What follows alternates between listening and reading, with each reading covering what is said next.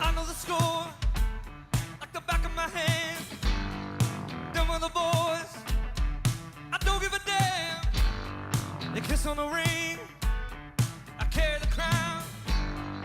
Nothing can break me down. I'm the man, come round. No, nothing can break me down. I'm the man.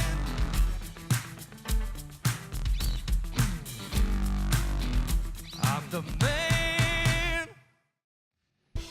Well, hey everybody, and welcome to Crossroads. My name is Brad. I'm gonna have you guys stand with me. And I don't know about you guys, but I'm gonna miss that bear. This is our last week of How Not to Be a Jerk Face. Will you guys sing with us this morning?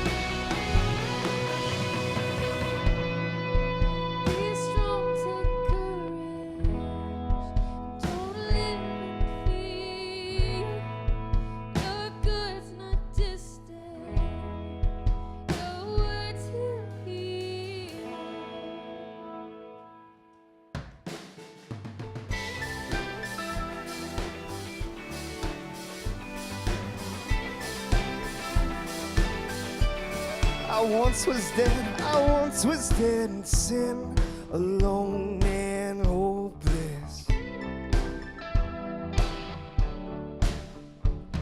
A child of wrath I walked, condemned in darkness. But your mercy brought new life, and in your love and kindness raised me up with Christ and made me righteous. You have brought me back with the riches of your amazing grace and relentless love. I'm made alive forever with you, life forever by your grace. I'm saved by your grace. I'm saved. Lord, you are the light that broke the darkness. Sing, you satisfy my soul. You satisfy my soul when I am heartless. If ever I forget my true identity, show me who I am and help me to believe. You have brought me back with the riches of your amazing grace and relentless love. I'm made alive forever with you, life forever by your grace. I'm saved by your grace. I'm saved. Oh!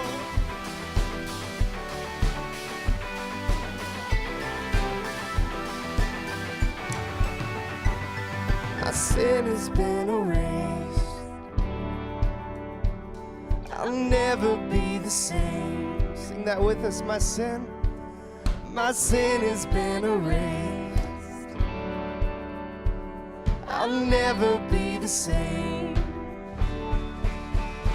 You have brought me back with the riches of your amazing grace and relentless love. I'm made alive forever with you, life forever by your grace. I'm saved. You have brought me back with the riches of your amazing grace and relentless love. I'm made alive forever with you, life forever by your grace. I'm saved by your grace. I'm saved. Oh!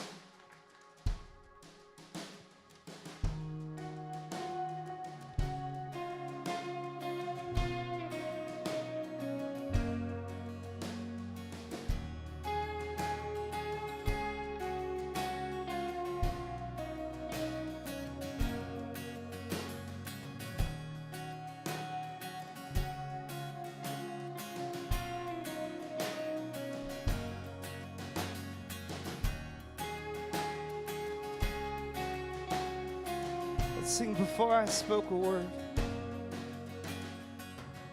Before I spoke a word, you were singing over me. You have been so, so good to me.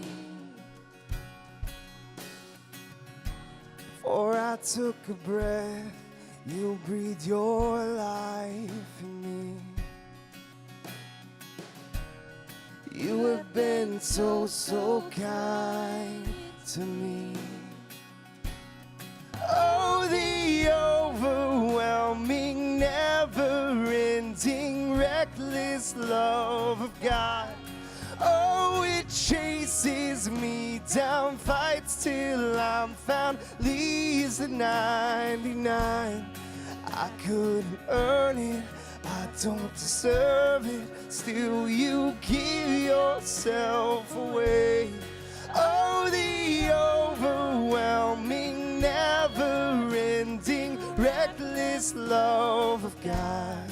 Yeah.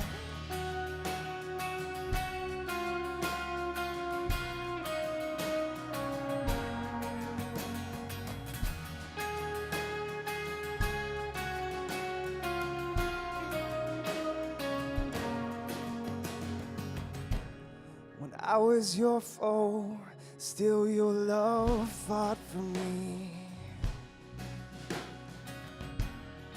You have been so, so good to me. When I felt no worth, you paid it all for me. Yeah.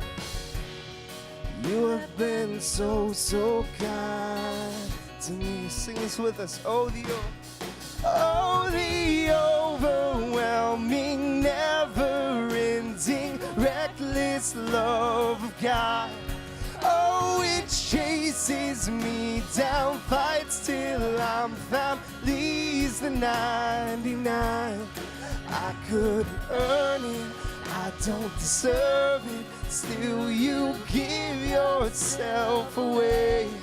Oh, the overwhelming, never-ending, reckless love of God.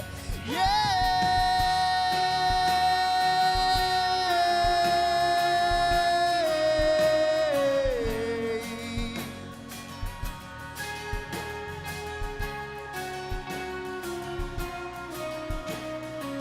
There's no shadow you won't light up, mountain you won't climb up, coming after me. There's no wall you won't kick down, lie you won't tear down, coming after me. There's no shadow you won't light up, mountain you won't climb up, coming after me. No wall you won't kick down, lie you won't tear down, coming after me. No shadow you won't light up, mountain you won't climb up, coming after me. There's no wall you won't kick down, lie you won't tear down, coming after me. No, there's no shadow you won't light up, mountain you won't climb up, coming after me. There's no wall you won't kick down, lie you won't tear down, coming after me. Oh, the overwhelming, never-ending, reckless love of God. Oh, it chases me down, fights till I'm found, leaves the 99. I couldn't earn it, I don't deserve it, still you give yourself away. Oh, the overwhelming, never-ending, reckless love of God.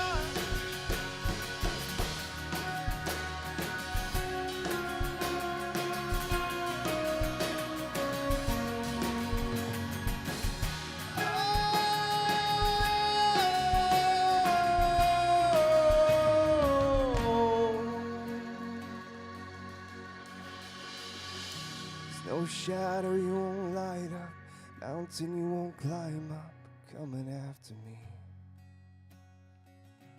There's no wall you won't kick down, lie you won't tear down, coming after me. You guys sing that with me. There's no shadow you won't light up, mountain you won't climb up, coming after me.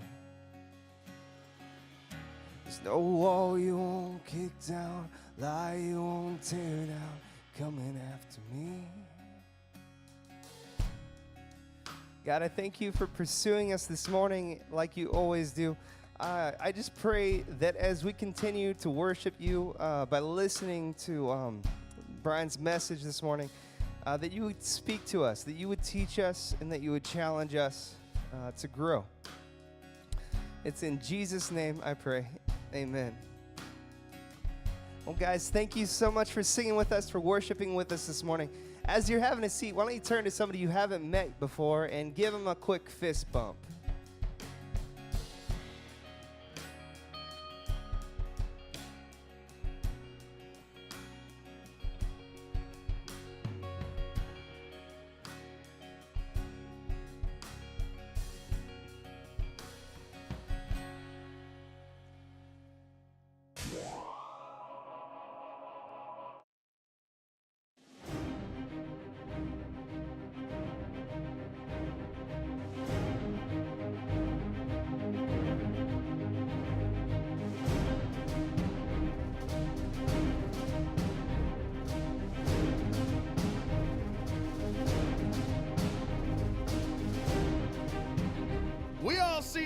the forks and anvils to poop on the brisket. Come on.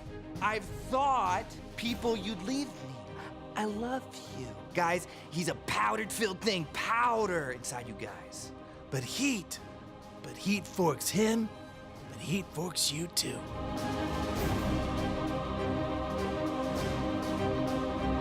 You know why? Because this shirt fits me. And it fits you.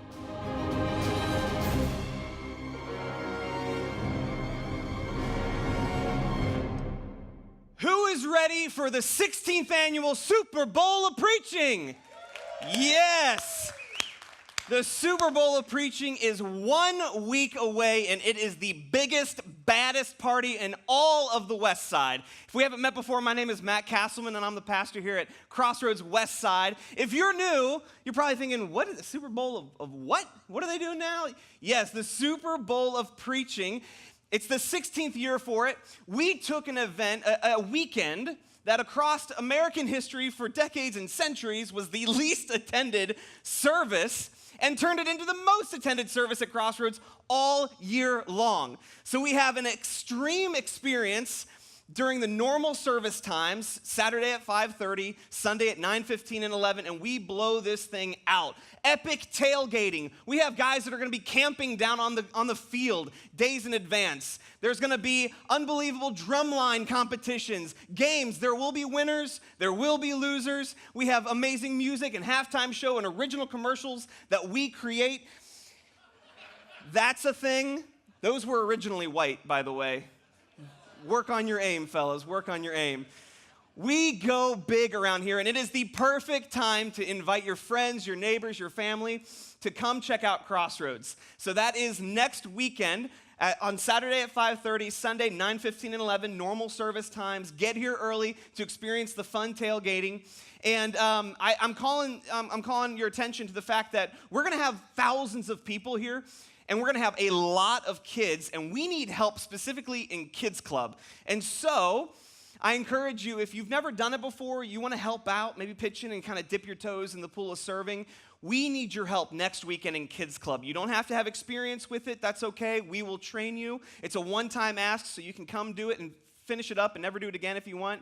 But it's next weekend. You can go to crossroads.net/Super Bowl to learn more and scroll down, find West Side, click on West Side, and then follow that over to the Kids Club link and sign up to serve to help make that thing an awesome experience for our kids as well. You can also go out into the atrium after service. There's 2 different tables out there. You'll see balloons, and you can sign up in person just to check it off your list there. So make that happen and invite your friends because it's going to be unreal. All kinds of surprises in store. The week after, we launch into our all-church journey called Obsessed. Obsessed. The journey this year is all about leaving your mark, making a stand, standing for what's important, being obsessed about what's important. There are so many things that draw our attention in life that we become fixated on and obsessed with, like our title, our performance, our money, our possessions. And this journey is calling our attention to being obsessed about the things that God is obsessed with. And so this is the perfect time to jump in if you've been around for a little bit or maybe you're new. What happens is for 5 weeks, our whole church, Kids Club included, all studies the same exact content. So we come together on the weekend and then we break out. Our whole church will be in small groups during this time. So we'll have hundreds of groups meeting. You challenge each other, encourage each other. You transform in groups, and then you come back to the weekend, and you process through it. It's an amazing time. It's been some of the most catalytic growth that I've ever experienced in my life during the journey, and this year is going to be pretty amazing. So what I need you to do right now is I need you to consider what group you want to be in. All of our groups are now available online. There's hundreds of groups, so you can go to our group finder tool, crossroads.net/journey, and you can scroll down and find a group that meets at the time that you need, that meets with the type of people that are in your sphere and network of life. You can find a group that meets in your location. We also need group leaders. We still need about 27 groups here on the West Side, and so you can text the word journey to 313131. So you text that word to 313131, and we send you a link. You don't have to fill it out now. If you're an overachiever, sure, go for it. But it's just a way to remember. You can even, after you get home tonight, you can look back at your phone and fill out that link right there to sign up to lead a group. So check that out. Well, right now we have a chance to be generous, where those of us who call this place home pool our resources together to fuel the vision God has given us for things like this weekend experience to create an environment for people who maybe have given up on church but not on God, to the things in our own backyard, the things we do locally with veterans and teachers and building into students through Whiz Kids, to things abroad. Our money goes out of these walls and into the community. You can drop cash or check in the bag as it comes by, or you can go to crossroads.net/give to give electronically, or set up a recurring gift for 2018. Prioritize it and automate it so you don't even have to think about it. If you are new, no pressure. Just let the bag pass you by. We're glad you're here checking it out. While we do that, we're going to take a look at one of my favorite Super Bowl of preaching commercials. We make our own commercials in-house. This is from 2 years ago. I think that you'll find it stinking hilarious.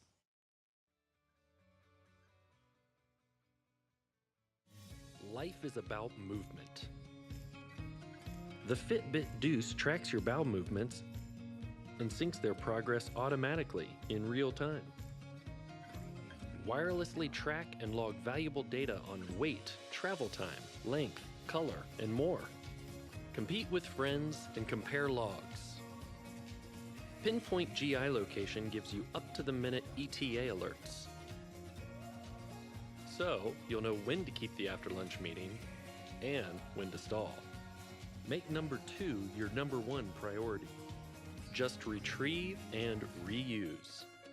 The Fitbit Deuce. Some things I never noticed until I see it like the 40th time, like weight, length, and color. Was not, never picked that up before. You know, there's things here that sometimes we were trailblazers in. So we conceptualized this a couple years ago, and what do you know? I just saw there's a product coming out that you can swallow and tracks your gas to let you know when something might actually break. Man. Jeez, well, hey, it's so great to be with everyone today, and also up in Columbus. We have folks at Columbus meeting for the first time today all together, so welcome them. So good. Of course, I say up in Columbus. If you're gathering with Crossroads in Maine, it's down in Columbus.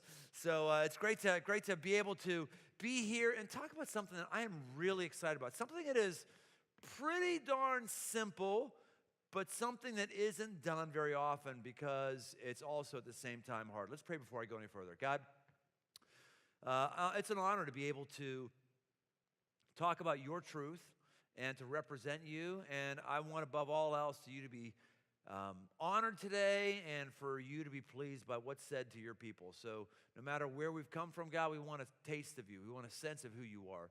And I pray that through the truth that is given today, that would happen. And I pray these things according to the character and identity of Jesus. Amen.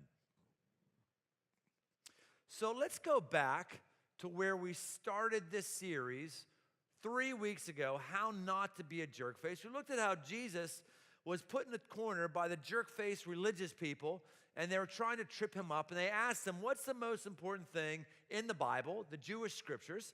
And here's what he says. You shall love the Lord your God with all your heart, with all your soul, with all your mind. This is the great and first commandment, and a second is like it. You shall love your neighbor as yourself. So he said, I'm not going to give you one. I'm going to give you two. Does anything. Love God, love your neighbor. Now, loving God is difficult for me to understand. I am sort of a classic guy who, while I have emotions, I don't understand emotions that well. Love as an emotion, I struggle with a bit. Love as something that tells me what I should do to bless somebody or love somebody. Okay, I understand what I should do. So when God says love him, I go, I don't know what I do for God. I don't know how that works. God doesn't need me. He doesn't need any of us. God is sovereignly independent of all creation. And yet, God wants a relationship with us. He wants that.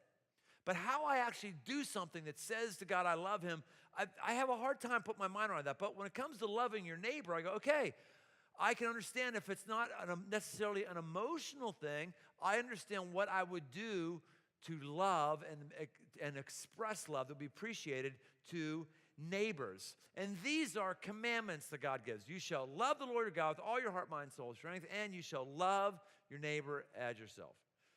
You know, God never tells us to have commandments that come naturally. I mean, commandments are there because we wouldn't do them, right? He never says, thou shalt pass gas. Well, naturally, when we got gas, it'll come out. You know, don't have a commandment. He'll never say, here's my commandment, thou shalt breathe. No, we will breathe. He never has a commandment. A commandment says, you should take care of yourself. No, because we're going to look after numero uno, right? But he says things like, don't covet your neighbor's wife, don't steal, and love your neighbor as yourself. It is not natural to love your neighbor as yourself. It has to be a command. And this should be obvious. As we look at our country, neighbors aren't loving neighbors. We are more divided, more cantankerous than we've ever been. And it boils down to neighbors not loving neighbors, people who are right beside them. One of the encouraging things that I see as our church has gone to new locations is that more and more locations are like, oh my gosh, is the Crossroads coming in the neighborhood? Wonderful, amazing, awesome. Like when we went out to the east side of Cincinnati just recently, Union Township and county officials are like, oh my gosh, Crossroads. They rolled out the red carpet. We're up for changing zoning or changing whatever they could because they wanted Crossroads to be their neighbor. They've seen what happens when we engage with kids who are challenged and tutor them so they have a better hope in the future. They've seen the way we support the work of other nonprofits that help people who are in poverty. They see how we actually bring an economy with us when we go someplace. They see how we actually strengthen marriage. And so they were like, come on out here. Similar with Mason. When Mason School Boards, for us to go and start in the Mason School District, they changed their bylaws because they wanted us there. No church had ever been there before. They changed them because they wanted us there. They wanted us as a neighbor. And that's because of the quality and caliber of people that you are, that we are. Because when we go place, people are, oh man, it's great that Crossroads is a neighbor. That's wonderful. Now, let's break that down a little bit. How great would it be if you were going to look for your first home to purchase or your second home to purchase, if people heard when oh my gosh, this is a Crossroads person who might be moving on to our neighborhood. Oh my gosh, if someone from Crossroads actually lives in our neighborhood, this would be amazing because those people are great lovers. Appropriately. Those people, they go out of their way to serve their neighbors. Those people are just fun to be with. Those people are mindful. That would be amazing. How great would it be if you were in the neighborhood and you heard someone from Crossroads coming, you say, oh my gosh, the reputation is people there love their neighbors. This is a basic thing. This is what it should be like. And yet it isn't, because in our country, we need to remember there is a commandment to love your neighbor. In fact, we have books written about it because it's not done. It's actually a really good book. It's called The Art of Neighboring. And in this book, Jay Pathak says this: by becoming good neighbors, we become who we're supposed to be. As a result, our communities become the places that God intended them to be. You know, it's one thing to love somebody on the other side of the world who's impoverished and is up against affliction. And it's one thing, like, our hearts to go out and send money or whatever, do something like that. That's good, that's great. But it's another thing to actually love the person who's across the hall from our dorm. To actually love the person who's in the apartment above us. To actually love the person on the opposite end of the cul-de-sac. And it's hard to love them when we don't even know them. Melissa Dahl says this: according to a recent report from City Observatory, about 1/3 of Americans say they have never interacted with their neighbors. Never. 1/3 never interacted with their neighbors. That's 1/3 have never talked to him. What do you think the number is, those of us who don't love our neighbors? In the book, Being a Good Neighbor, or The Art of Neighboring, they had a fascinating diagram I want to share with you. Imagine you, where you live, your dorm room, your apartment, your house, whatever it is, in the middle of a sector and all the sectors around it. That all represents the people who are closest to your dorm room, your apartment, your house. Those houses. You can do this exercise at home, or you can already start thinking it through right now.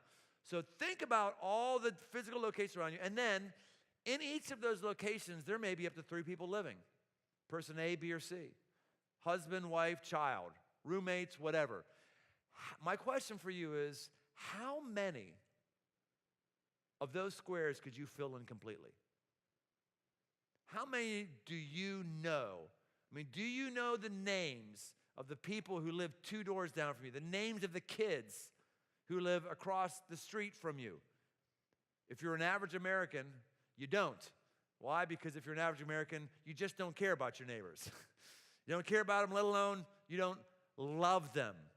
This is a massive part of our problem. When many of us go buy a house, we go into this area that's sort of restricted, and it has what's called an HOA, a homeowners association. And that homeowners association tells us, or tells you, you can have a fence that's this high, you can put something here, you can't do this, you gotta have, I've even seen some or heard of some that say you have to have your mulch out by this time or whatever. It's like, geez, what's this mean? This means physically, if you need to do these things so that everybody is happy with you. And I think there's something to be said for that. I mean, who wants to live next door to somebody who has, 3 discarded dishwashers in their front lawn? There's something to that, right? But what would it be like for us to have a homeowners association where you, who wanted to be a good neighbor, said, what are the values that I, as a homeowner, as an apartment liver, as a dorm dweller, what are the values that I'm going to live by to be a great neighbor? I would submit there would be 4 rules if you want to be a great neighbor. 4 H's, actually. The first one would be helping. You would be up for helping your neighbor. You'd be up for that. You would do that. I'm kind of embarrassed that as I mentally go through those 8 squares around where our home is, I would have done better on that exercise when I was in Pittsburgh living with my parents, in our first house on Evergreen or in our second house in Glen Eagle. I remember all the neighbors and all the names on Evergreen Drive when I was, age 9. Remember them all. Why was that? Because we helped each other. I was sent on endless errands. Hey, go over to Mrs. Marcosi and borrow 2 eggs. Go to Mrs. Marcosi, I get these 2 eggs, I come back. When's the last time you asked a neighbor to borrow something? Hey, go over to Mrs. Winters and ask her if we can borrow her gallon of milk. Come over, do this. When's the last time someone came to your door, felt that you had an open door, that you were going to help them, and you would actually give them your milk or give them your cream or whatever it is? No, we'd rather go to Amazon and have them airdrop it on their back deck, like immediately. No, I'm not going to go talk to people. I'm not going to go depend on people. And because we're not depending on one another and we're not helping one another, we're losing love. We're losing connection with one another. We don't have the opportunity to love one another. I'm in the middle of neighborhood swapping. I've been in the one house I've been in for 15 years, and Liv and I, a different phase of life and stuff I've talked about before. We're moving to another place about 10 minutes away or so. And so right in between 2 neighborhoods, and I'm going to this new neighborhood, and it's kind of odd. My current neighborhood, my old neighborhood, I live right next door to Brian Wells, who was a Crossroads before me, as actually part of the search team that offered me the job as a church founder and senior pastor, and he's a current board member, and he used to be on staff as well. So he's right next door to my right. I'm going to a new place, who on the other side of the street lives our executive pastor, Darren Yates. And I've had people come up, and both situations, first like, Brian Wells, how's that going to be like you living beside Brian Wells? I mean, man, that's good. And now, same thing. Darren Yates, you're going to live across the street of somebody who works for you. Oh, man, that could be weird? No, what's weird is you would think that that's weird. That's what's weird. What's weird is you would think that I can't actually love people I'm around in other situations, that you would think that if I go to a house, I'm there as my castle saying, no one come here, because we're treating our houses this way if you have a house. It's been called the decking of America. We're going to our backyards, getting massive decks, privacy fences, and we used to have a nice big porch in the front where we could see people walking by. Hey, Jim, you want to come up and have some lemonade or something? We used to do that. No, we don't do it anymore. We don't want to be in front. We don't want to talk to people. No, we want to get to the back. Go way back there. Stay private. My gosh, most of us don't even know what our neighbors look like. In the morning, they get inside of their car and their automatic door comes up, and they come out in their tinted windows and away they go. And then at the end of the day, they come back in their tinted windows and the door opens up, and they go in and you're like, I think someone lives there. I think someone lives there. In fact, we even feel like, okay, this person's coming. I don't even want to wave. They might think I'm weird or something like that. Just waving. How can we love our neighbors when it feels odd to wave? One of the things to do is to actually help our neighbors. Neighbor beside me right now on the left is Dan. It was a bummer, major value add to have great neighbors. And man, we would call Dan up sometimes out of nowhere and say, hey, we aren't going to be able to get home in time. Can you let Winston out? Sure. Goes over to the house, lets Winston out. Other side, we have the Wells, and they had a dog that was just old. I mean, Moose was old, just tumors on his knees, old chocolate lab, just blind. So, I mean, you couldn't just let someone watch him, right? So we would go over because he kind of knew us, and he would come, and we have to lead this blind dog down over the porch steps so he wouldn't fall over and do his thing. And we would do that for a week at a time, and they do that for us for a week at a time. That was helping, right? That was a form of loving. I've gotten soup from Dan. Just makes soup or has amazing parties. Me, if you're my neighbor, you're in luck. Any tool you need, I got you covered. Step ladders, caulking guns. My first time in the new house, my neighbor said, hey, I see you have a pickup truck. You mind if I use it to take something to the dump? Sure. Absolutely. Take my pickup truck. I mean, that's part of what we do is we help one another. We team up with one another. This is part of what loving is. We are so isolated that we don't leverage one of the things that's true in everything that's observable, and that is teamwork is more potent than two individuals. If you had 3 hours of yard work and your neighbor had 3 hours of yard work, if you both teamed up and said, let's do my yard and then we'll go do your yard, you would get it done, everything done in 2 hours. There's something about the power of being with somebody and teaming up and motivating each other. Larger, awkward things can be done quicker with two people. It's powerful with that. Brian Wells and I, we started really teaming up on a variety of things. Like we needed a lawnmower. Both of us had a lawnmower conk out about the same time. We started realizing, why would we buy two lawnmowers? Let's buy one lawnmower. Let's split the cost. And, we'll make it go that way. And depending on one another, our love for one another increases. If you want to love your neighbors, try to figure out how you can help them. My in-laws who are looking to live with us at some point here, one of the reasons they're not totally heading down right now, though we're ready for them, is because they've got these neighbors that are so thankful that they're in the neighborhood, they're doing everything for them. They're mowing their lawn, shoveling their stuff, because Roger and Sally have brought value to that. They have loved their neighbors before they started to kind of lose it physically. And everyone wants them in the neighborhood because, man, we need them here because they have been amazing lovers of their neighbors. I'll tell you what, the day you start loving your neighbor as yourself, which means doing for them things you have to do in your own yard or do in your own space, that's the time where you start making traction. So helping. Number 2, honoring. If you were going to love your neighbor as yourself, and one of your HOA principles wouldn't just be to help, it would be to honor.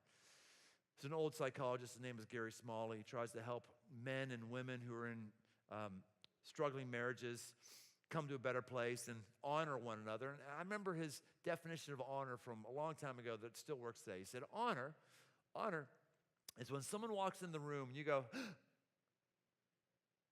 I like that. Someone walks in, it's kind of why a lot of us love dogs, right? We love dogs. We come home, the dog goes, wag his butt around. And then we go into another room for 20 minutes, And you come in the new room, he goes, again! he's all happy, you know. What would it look like if whenever you were outside, instead of looking at somebody in the other yard going like, okay, if I waved to him, is he going to think I'm a pervert? Like, okay, instead of like, if you went, hey, how are you? How you doing today? That's honor. Hey, it's amazing to see you. Nerd. That's how you can remember what honor is.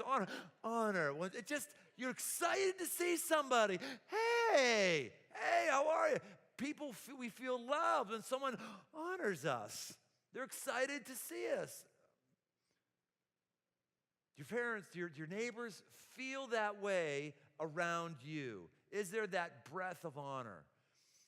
Romans 12:10 says, love one another with brotherly affection. Outdo one another in showing honor. Hey, there's a competition. Instead of being competitive with who has the nicer car and the nicer stuff, what would it look like for us to be competing with one another and showing each other more honor? That's an amazing neighborhood to be in right there. Outdo one another with showing honor. And it says here to do it with brotherly affection. The word here in the Greek is the word literally Philadelphia, which is why we refer to Philadelphia as Filthydelphia. Excuse me, why we refer to Philadelphia as the city of brotherly love. Chuck Mingo wearing an Eagles. I'm going to pound him into applesauce next weekend, or 2 weeks, whenever it is. Next week, I'm going to pound him into applesauce. But that's what Philadelphia is, and God says, let's love our neighbors, each other, with brotherly affection. Let's outdo one another's. And when we honor somebody, this means we honor their wishes. We honor, if they don't want us to do a 3-point turn in their driveway, we don't do a 3-point turn in their driveway. We honor their wishes. If they appreciate everything being picked up in our yard and we don't mind if some stuff's being left, we bring stuff in because we want to honor their wishes. And we want them to honor our wishes. That's what it means to love your neighbor as yourself. I haven't always been great at this. When Liv and I came from Pittsburgh here to Cincinnati to help start Crossroads, we moved in, and we had just moved out in Pittsburgh of a house that I had built myself. I built it with my own 2 hands. I built this house, and it was a little house, but we had some land, and there was some woods around it, and the houses that were out also had some woods around them. So, and this was like this for 2 houses previous that we had, so it was no big deal for us to open our door, and our dog at that point was Job, and just let Job out and do his deal, and he wanders around and does his business, and then he comes back in. Oh, he's here, good. And just never thought anything of that at all. A real obedient dog. Just, wow, he goes, and okay, oh, where's it? And open the door, and there he is, right? So we come to Cincinnati, and we go, well, we didn't think, what's our dog philosophy in Cincinnati? We just kept doing what we did. So we were in this apartment on Erie Avenue, in city limits, 4-lane road, and we chose this apartment because they would take dogs. And we'd open up, and Job would go out and go wherever he goes, whatever, and go, oh, Job.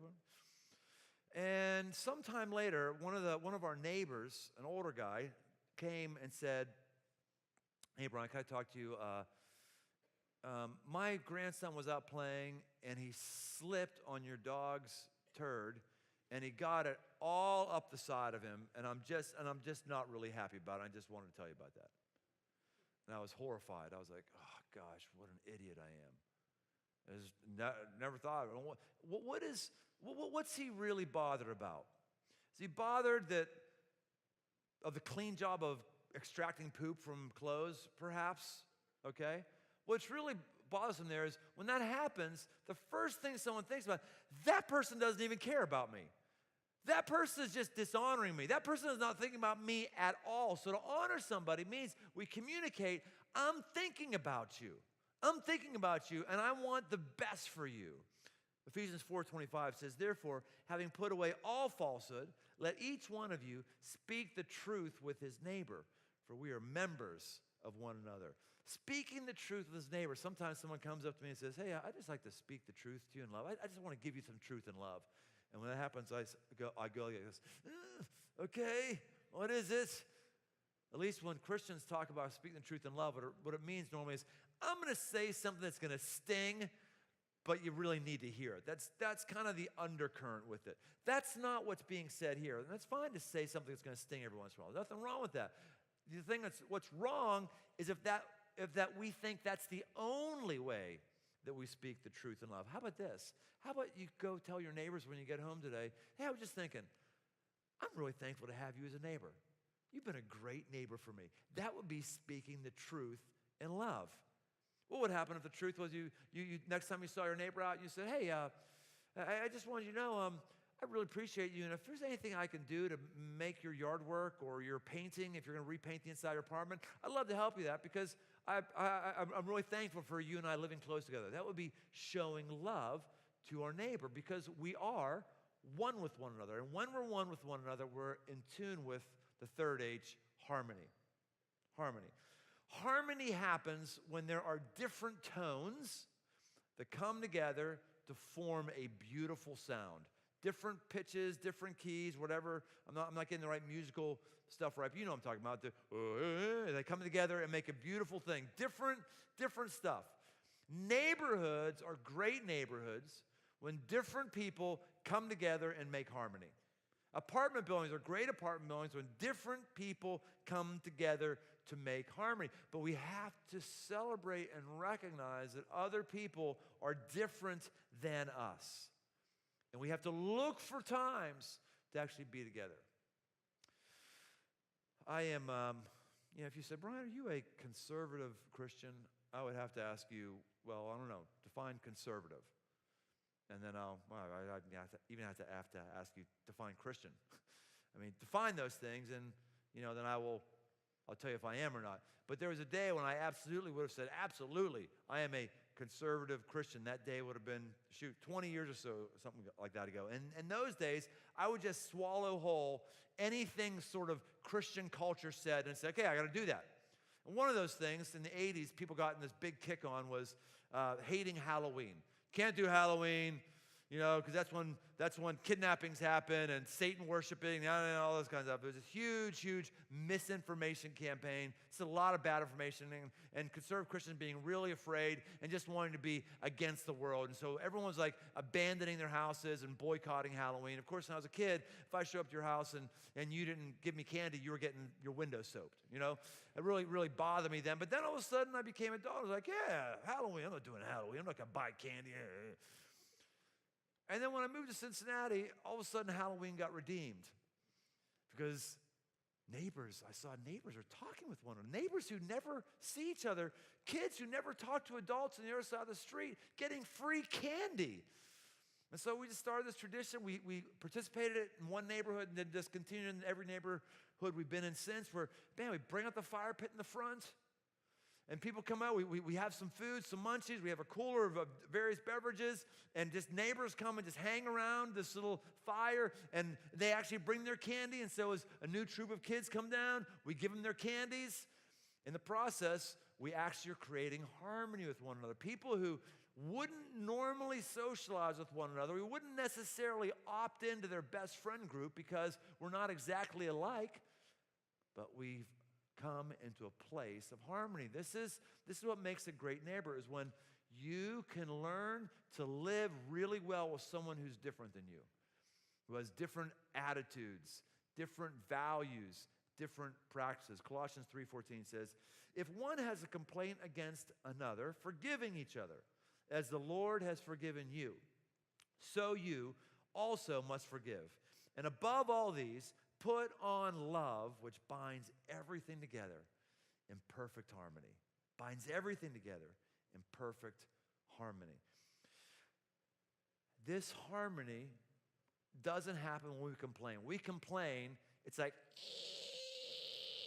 did you hear Joe over there? Oh, I can't believe he's doing blah, blah, blah, blah, blah, or complaining. Oh, I can't believe their grass is so loud. Blah, blah, blah, blah, blah. I can't believe she plays her stereo so loud. Doesn't she understand? I'm right below. Oh, I can't believe it. We're complaining, and it never sounds good. We never harmonize. What happens, though, when we forgive, when we let things go? And that doesn't mean we wait for our neighbors to tell us how stupid they were, and then we forgive them. It means that we voluntarily just let it go. Just forgive. Just release it. Say, I'm not going to get upset about that person doing a 3-point turn on my driveway and going on the corner of my grass. I'm going to release it. I'm going to forgive it. I'm not going to get upset about loaning out the caulk gun and it coming back with caulk smeared all over it. C-A-U-L-K, smeared all over it. I'm not going to get all upset about that. That is what's called living in harmony. And the reason why we have more neighborhoods that are not living in harmony is because we don't have enough neighbors who live in humility. It's a 4th H, humility. Humility. Humility is taking the humble posture. Jesus was the ultimate in humility. He goes from heaven, the Bible says, goes from heaven where he's being served by angels, fed grapes by hand, or whatever's happening up there. Goes there, comes down to the earth. Right there, it's a humble move. He comes down to the earth. And when he comes down to the earth, he takes a humble existence here on earth. The book of John, the New Testament, John 1, chapter 1, verse 1 and following says, in the beginning was the Word, and the Word was God, and the Word was with God. In him and through him all things move and have their meaning. It's the best translation, I think, of that passage. But in the Message, a different version of it, they try to put some flavor into it. It says, in the beginning, God came and dwelled in our neighborhood. God came and dwelled. Imagine God living in your neighborhood. So what happened when Jesus came to the earth? He dwelt in our neighborhood. And the way he treated people is not the way we treat people. It's not the way jerk faces treat people. Eric Schwitzgiebel says this, jerks see the world through goggles that dim others' humanity. The server at the restaurant is not a potentially interesting person with a distinctive personality, life story, and set of goals to which you might possibly relate. Instead, he is merely a tool by which to secure a meal or a fool on which you can vent your anger. The people ahead of you at Starbucks are faceless and of no account. Those beneath you in the social hierarchy lack your talents and deserve to get the scut work. Well, jerk faces cannot be humble. Jerk faces cannot be great neighbors because they think they're better than their neighbors. Whether their neighbor is in the house beside them, their neighbor is driving in the car beside them, their neighbor is sitting in the booth next to them. There's this, you me. And humility is when you humble yourself, just like Jesus did, and you lower yourself to get underneath people. The day you start getting underneath people, it's the day you'll be a great neighbor. It's the day you'll be a great lover. It's the day that your neighborhood will start to look different and your neighborhood will start to be better. If you do anything in reading of leadership, one of the buzzwords in leadership is being a servant leader. I want to be a servant leader. Really what these people are often saying or should be saying is, I don't necessarily want to be a servant leader. I just want to appear like a servant leader. I just want people to think that I don't even want to be humble. I just want to look like I'm humble. The ultimate servant leader, the first servant leader in all of history that was noteworthy was Jesus. He was the first one, and he's been the best one, a servant leader, on and on and on and on. How do you know if you're a servant leader? That you're coming under people, fueling people's dreams. How do you really know if you're living up to the bar of being a servant? Where Jesus did this, even when he was living, he would get down on his knees as a servant at his last meal before he was crucified, and he washed the dung off of the feet of the disciples at the Last Supper. They're all looking around going, Where's the hired help? Where's the servants? No one should start getting nervous because normal thing is you'd walk and you'd have these Birkenstock things, and there's camels and camel leave behind everywhere. And you got to have servants to clean that up. And Jesus goes, I'll do it. He lowers himself, he humbles himself, and he cleans their feet. But he's a servant.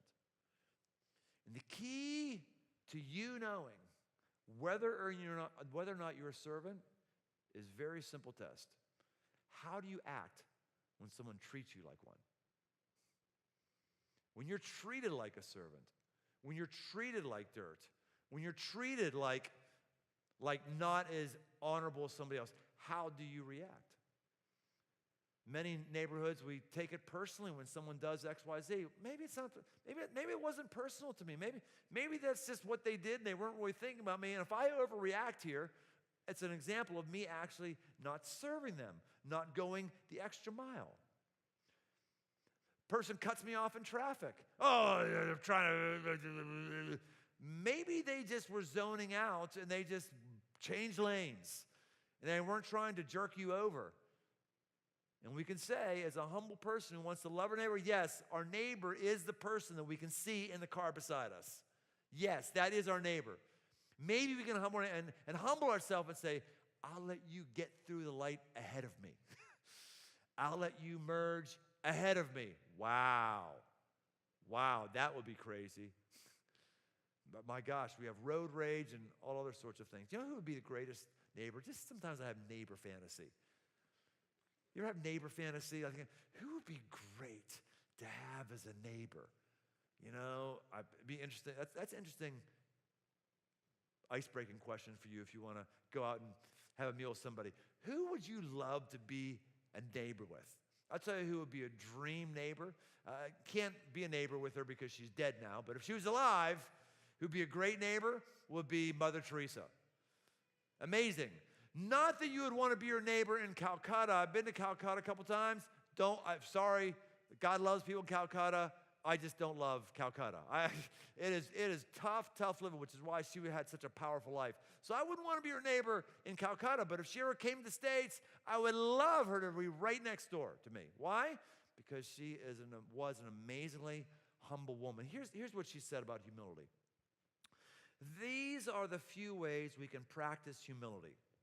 To speak as little as possible of oneself, to mind one's own business, not to want to manage other people's affairs, to avoid curiosity, to accept contradictions and correction cheerfully, to pass over the mistakes of others, to accept insults and injuries, to accept being slighted, forgotten, and disliked, to be kind and gentle even under provocation, and never to stand on one's dignity, to choose always the hardest. That's why that was a great woman. And that's why we need to be humble. And if we're humble, we're going to be great neighbors.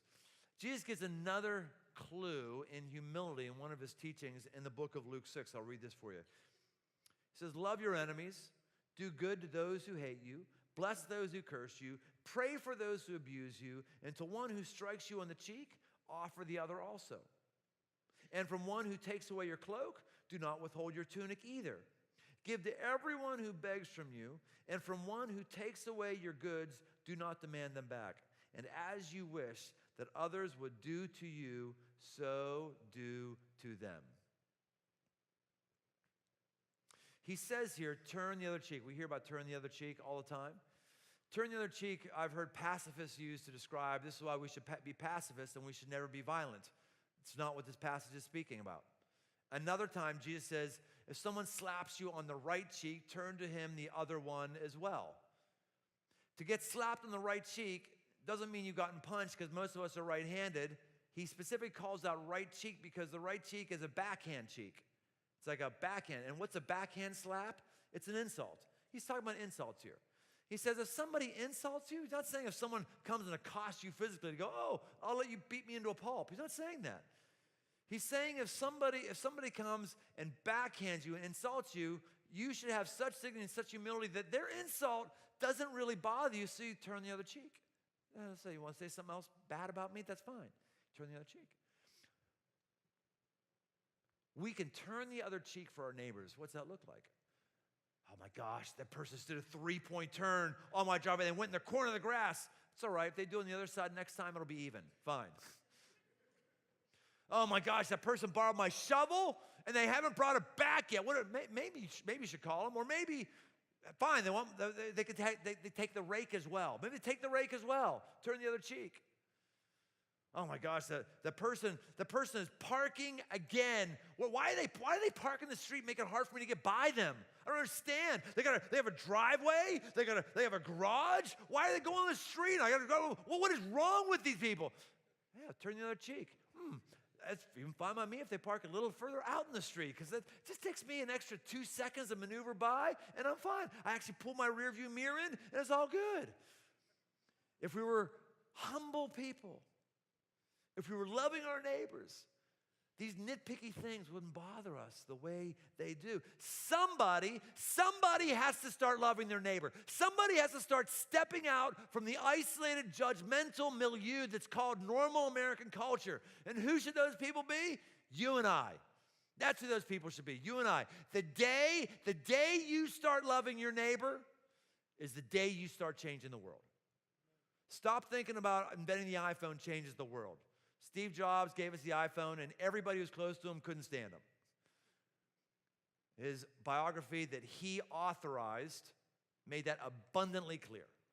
He didn't elevate the game of anybody around him. You can do that as you love your neighbor, as you bring your love to people around you. Now, as we leave and get ready to end this entire series, we're going to give you something as you walk out here today. It's a little sticker that says, "Don't be a jerk face." Is what that says. Let me tell you what you're not going to do with this sticker. You're not going to put it on your bumper. This is not like a warning to everyone around you, don't be a jerk face. This is for your personal growth. You could put it on your steering wheel, telling you, don't be a jerk face, let the guy in. You could put it on your laptop, so every time you open, you see it, go, yeah, don't be a jerk face. You can put it on your front door facing inward. So before you open up the door, this is for you, because we should be such amazingly great neighbors who aren't jerk faces, that we should be elevating the game of everyone around us, and they should be thankful that you're in your life versus not knowing your name. And by the way, if your neighbors don't know your name, guess what? You haven't been. You haven't been a good neighbor, because you've been irrelevant to them. Loving our neighbor not only means we know their names, but they know ours, because all of us know the people who love us. We're going to do a song that we did before. Again, it's called Reckless Love, and it's a powerful song that is important for us to see this is the kind of love God has. The dictionary definition of reckless says this. It says, utterly unconcerned about the consequences of some action, without conscience, without caution, careless even. God just said, I'm coming down to I'm coming down to earth. I'm coming down. I don't care if it costs my son his life. I don't care if it costs me my life. I'm coming down. And for us to start loving our neighbor, we need to start having more of that recklessness. I'm just going to shovel my neighbor's sidewalk, even if they think that I'm weird. I'm just going to, whatever, reckless love, because that's the kind of love God has for us. God, thank you for our time and for your love, the modeling of your greatness. And we just want to right now say to you, God, we appreciate your reckless love. Amen. Let's stand and do this together one more time as a way to have this bolted to our conscience and to our hearts.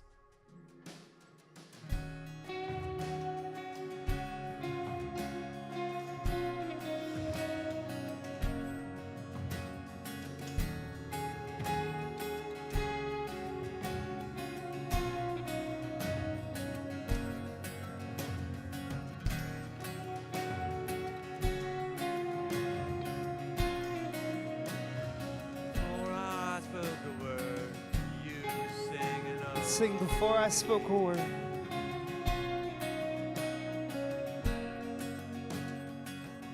Before I spoke a word, you were singing over me. You have been so, so good to me. Before I took a breath, you breathed your life in me. You have been so, so kind to me. Oh, the overwhelming, never-ending, reckless love of God. Oh, it chases me down, fights till I'm found, leaves the 99. I couldn't earn it, I don't deserve it. Still you give yourself away. Oh, the overwhelming, never-ending, reckless love of God. Yeah.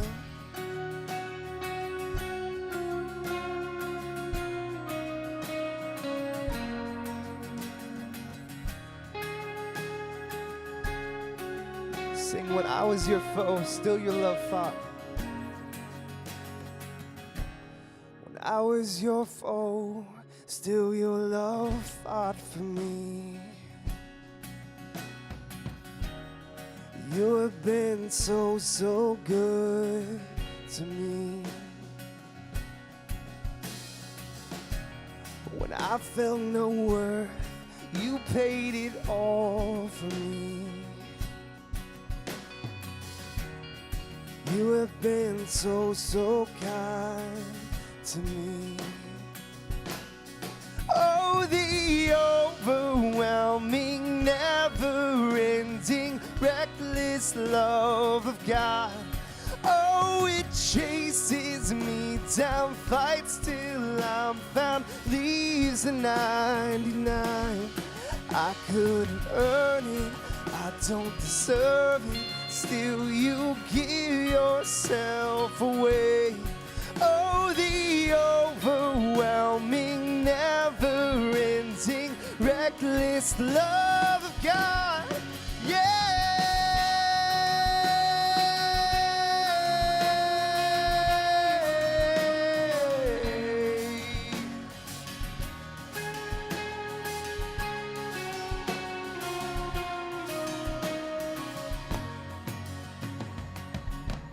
No shadow you won't light up, mountain you won't climb up, coming after me.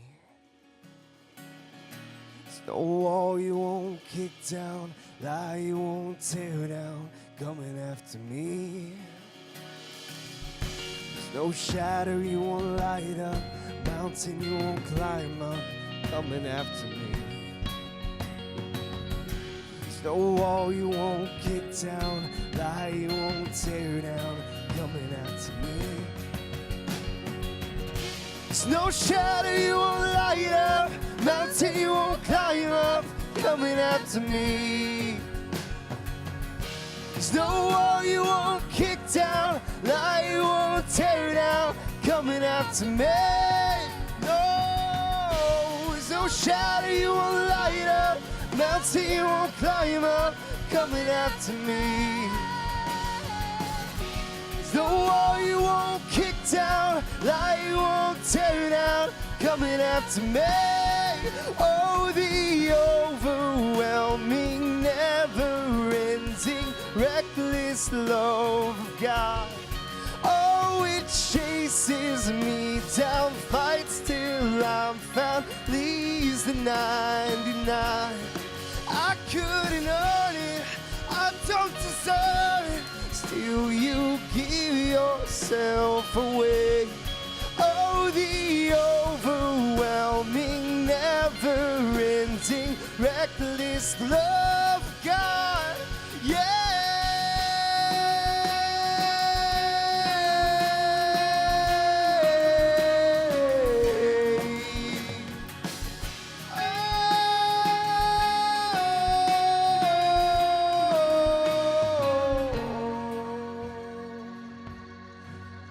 Well, I hope you enjoyed our How Not to Be a Jerk Face series. This is the final weekend for it. Next week is Super Bowl of Preaching. Invite your friends. Sign up to Serving Kids Club out in the atrium. And the following week is The Journey. So join a group or lead a group. We'll see you next week. Have a great week.